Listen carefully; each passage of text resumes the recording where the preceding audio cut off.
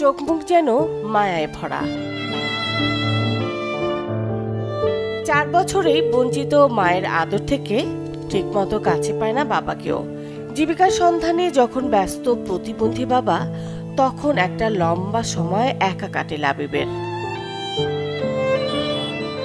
লাবিবের বাবা কুষ্টিয়ার মিরপুরের কামিরহাট গ্রামের মজবুর ব্যাপারী লিটন শারীরিক প্রতিবন্ধী, আর মা সালমা খাতুন মানসিক প্রতিবন্ধী হওয়ায় দীর্ঘদিন ধরে ঘর ছাড়া। ভিক্ষা করে কোনো মতে নিজের ও সন্তানের খাবার জোটান লিটন।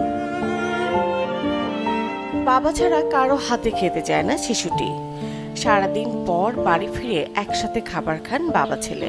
অনেকে লাবিবকে এতিমখানা কিংবা দত্তক দেওয়ার পরামর্শ দিলেও তাতে রাজি নন বাবা। দুজনে একসাথে কাটাতে চান সারা জীবন।